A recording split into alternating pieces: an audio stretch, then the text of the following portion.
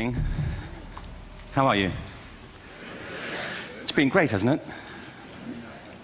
I've been blown away by the whole thing. In fact, I'm leaving.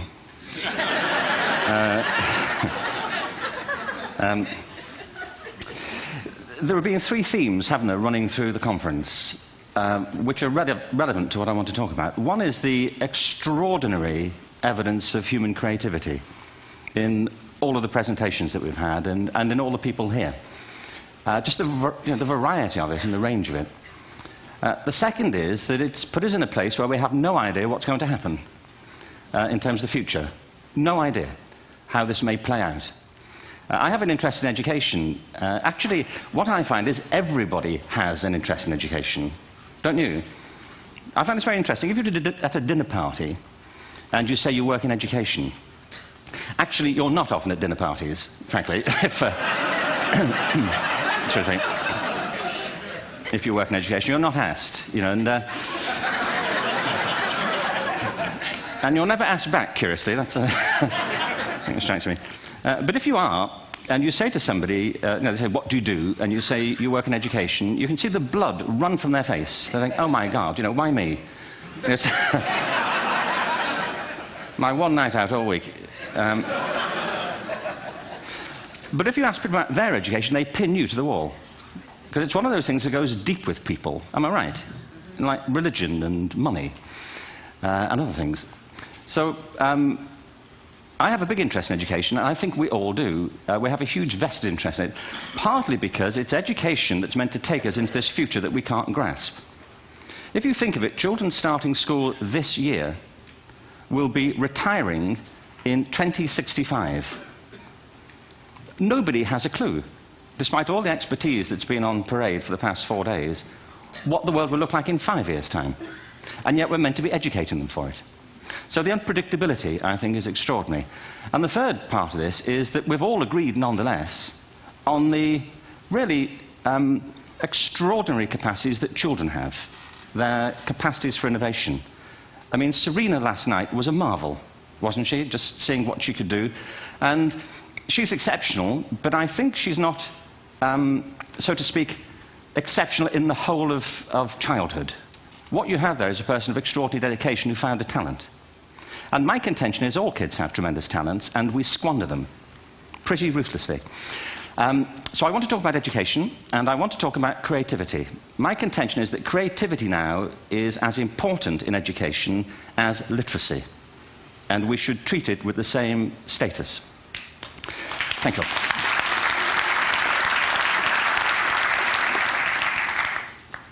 That was it, by the way. Thank you very much.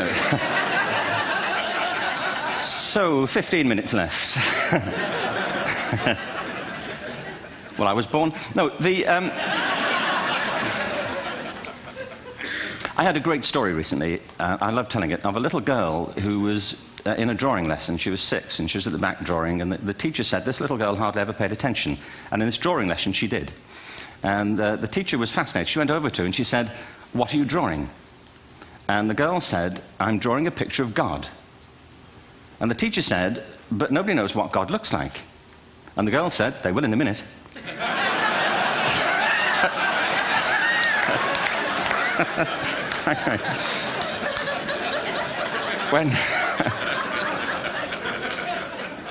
When my son was 4 in England, actually he was 4 everywhere, to be honest. I mean, if we're being strict about it, wherever he went, he was 4 that year. But he was in the Nativity play. Do you remember the story? No, it was big. It was a big story. Mel Gibson did the sequel. You may have seen it. I don't know. It was Nativity 2. But James got the part of Joseph, which we were thrilled about. We consider this to be one of the lead parts. We had the place crammed full of agents in T-shirts. James Robinson is Joseph. He didn't have to speak, but do you know the bit where the 3 kings come in? They come in bearing gifts, and they bring gold, frankincense, and myrrh. This really happened. We're sitting there, and they, I think, just went out of sequence. Because we talked to the little boy afterwards and said, are you okay with that? And they said, yeah, why was that wrong? They just switched. I think that was it. Anyway, the 3 boys came in, little 4-year-olds with tea towels on their heads, and they put these boxes down. The first boy said, I bring you gold. And the second boy said, I bring you myrrh. And the third boy said, Frank sent this.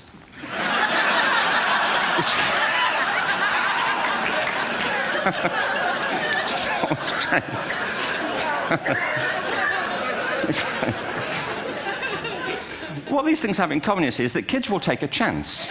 If they don't know, they'll have a go. Am I right? They're not frightened of being wrong. Now, I don't mean to say that being wrong is the same thing as being creative. What we do know is, if you're not prepared to be wrong, you'll never come up with anything original. If you're not prepared to be wrong. And by the time they get to be adults, most kids have lost that capacity. They have become frightened of being wrong. And we run our companies this, by the way. We stigmatize mistakes. And we're now running national education systems where mistakes are the worst thing you can make. And the result is that we are educating people out of their creative capacities. Picasso once said this. He said that all children are born artists. The problem is to remain an artist as we grow up. I believe this passionately, that we don't grow into creativity, we grow out of it. Or rather, we get educated out of it. So why is this? I lived in Stratford-on-Avon until about 5 years ago. In fact, we moved from Stratford to Los Angeles. So you can imagine what a seamless transition, this was from LA. Actually, we lived in a place called Snitterfield, just outside Stratford, which is where Shakespeare's father was born. Are you struck by a new thought? I was. You don't think of Shakespeare having a father, do you? Do you? Because you don't think of Shakespeare being a child. Do you? Shakespeare being 7. I never thought of it. I mean, he was 7 at some point. He was in somebody's English class, wasn't he? Do you understand? Really? How annoying would that be?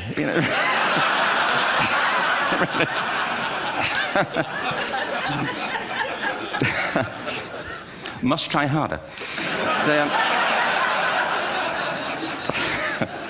Being sent to bed by his dad to Shakespeare. Go to bed now, to William Shakespeare, and put the pencil down, and stop speaking like that. It's confusing everybody.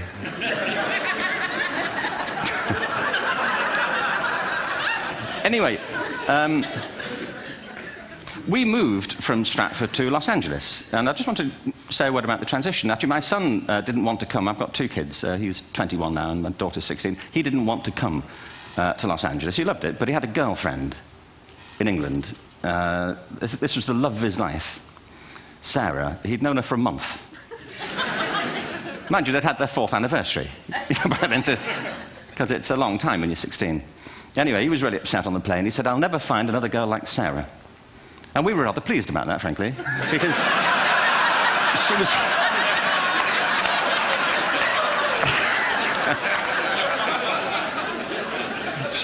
she was the main reason we were leaving the country.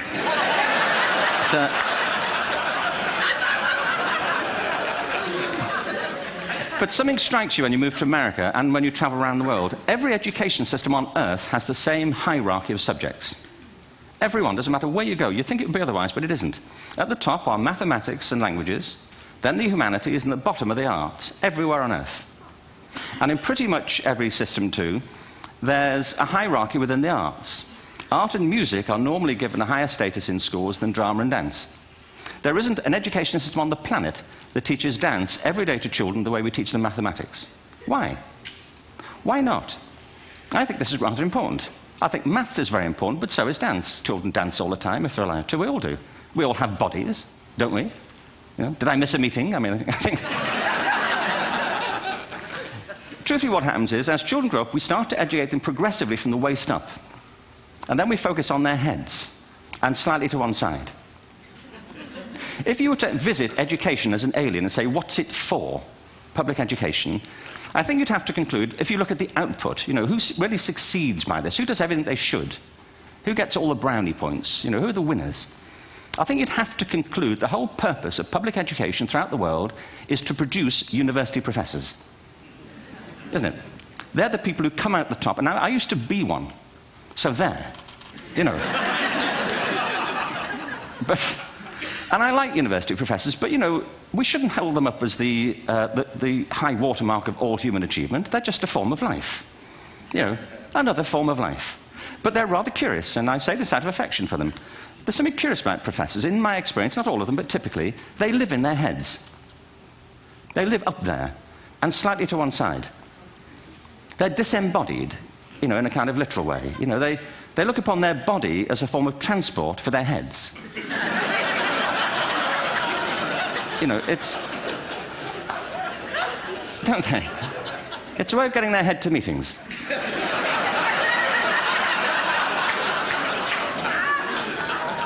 If you want real evidence of out-of-body experiences, by the way, get yourself along to a residential conference for senior academics and pop into the discotheque on the final night. And there you will see it. Grown men and women writhing uncontrollably off the beat. Waiting to end so they can go home and write a paper about it. Now, our education system is predicated on the idea of academic ability. And there's a reason. The whole system was invented around the world. There were no public systems of education really before the 19th century. They all came into being to meet the needs of industrialism. So the hierarchy is rooted on two ideas. Number one, that the most useful subjects for work are at the top. So you were probably steered benignly away from things at school when you were a kid, things you liked, on the grounds you would never get a job doing that. Is that right? Don't do music, you're not going to be a musician. Don't do art, you won't be an artist. Benign advice. Now, profoundly mistaken. The whole world is engulfed in a revolution. And the second is academic ability, which has really come to dominate our view of intelligence because the universities designed the system in their image. If you think of it, the whole system of public education around the world is a protracted process of university entrance. And the consequence is that many highly talented, brilliant, creative people think they're not, because the thing they were good at school wasn't valued or was actually stigmatized. And I think we can't afford to go on that way.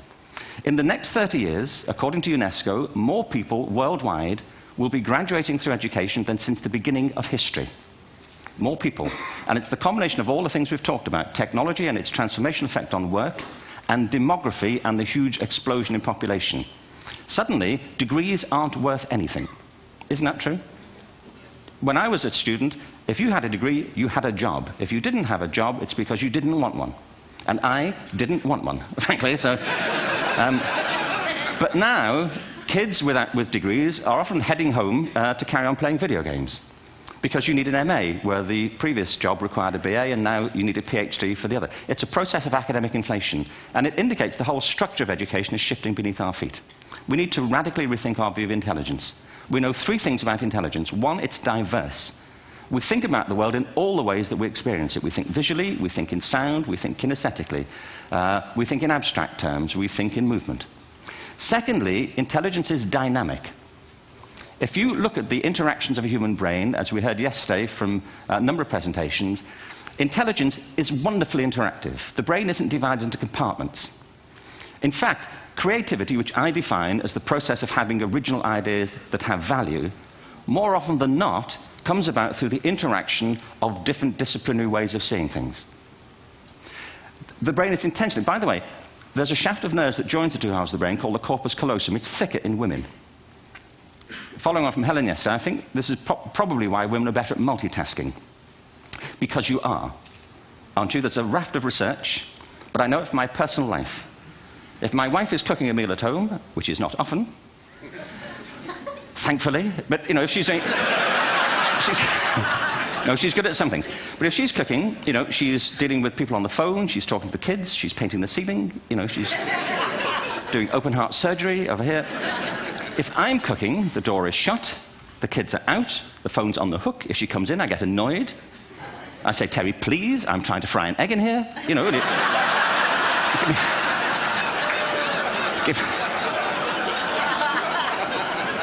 Give me a break. Actually, there was do you know that old philosophical thing? If a tree falls in a forest and nobody hears it, did it happen? Remember that old chestnut? I saw a great T-shirt recently which said, if a man speaks his mind in a forest and no woman hears him, is he still wrong?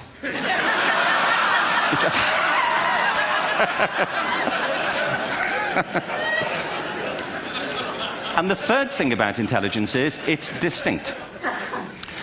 I'm doing a new book at the moment called Epiphany, which is based on a series of interviews with people about how they discovered their talent. I'm fascinated by how people got to be there. It's really prompted by a conversation I had with a wonderful woman who most people have never heard of. She's called Gillian Lynn. Have you heard of her? Some have. She's a choreographer, and everybody knows her work. She did Cats. and Phantom of the Opera. She's wonderful. I used to be on the board of the Royal Ballet in England, as you can see. And anyway, Jill and I had lunch one day. I said, how'd you get to be a dancer? And she said it was interesting. When she was at school, she was really hopeless. And the school in the 30s wrote to her parents and said, we think Gillian has a learning disorder. She couldn't concentrate, she was fidgeting. I think now they'd say she had ADHD. Wouldn't you? But this was the 1930s, and ADHD hadn't been invented, at this point, so it wasn't an available condition. People weren't aware they could have that. Anyway, she went to see this specialist. So this oak-panelled room, and she was there with her mother, and she was led and sat on this chair at the end, and she sat on her hands for 20 minutes while this man talked to her mother about all the problems Gillian was having at school. And at the end of it, because she was disturbing people, their homework was always late and so on, little kid of 8, in the end, the doctor went and sat next to Gillian and said, Gillian, I've listened to all these things that your mother's told me. I need to speak to her privately. So he said, wait here, we'll be back, we won't be very long, and they went and left her. But as they went out the room, he turned on the radio that was sitting on his desk. And when they got out the room, he said to her mother, just stand and watch her. And the minute they left the room, she said she was on her feet, moving to the music. And they watched for a few minutes, and he turned to her mother, and he said, Mrs. Lynn, Gillian isn't sick, she's a dancer. Take her to a dance school. I said, what happened? Said she did. I can't tell you how wonderful it was. We walked in this room, and it was full of people like me. People who couldn't sit still. People who had to move to think. Who had to move to think. They did ballet, they did tap, they did jazz, they did modern, they did contemporary. She was eventually auditioned for the Royal Ballet School. She became a soloist. She had a wonderful career at the Royal Ballet. She eventually graduated from the Royal Ballet School, found her own company, the Gillian Dance Company, met Andrew Lloyd Webber. She's been responsible for some of the most successful musical theatre productions in history. She's given pleasure to millions, and she's a multi-millionaire. Somebody else might have put her on medication and told her to calm down. Now, I think...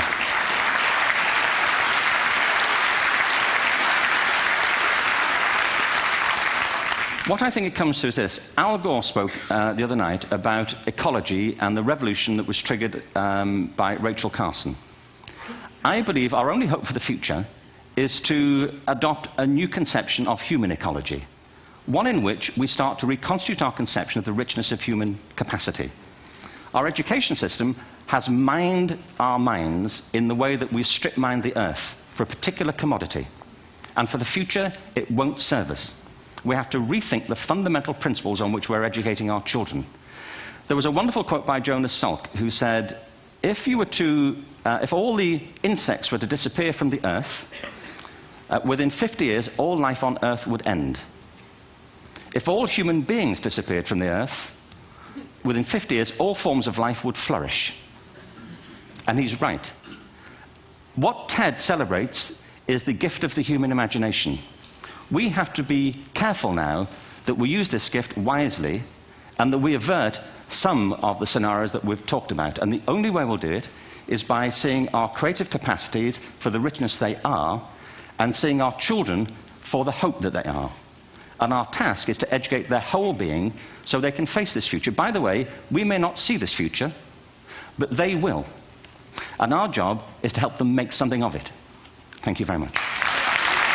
Bravo. Here.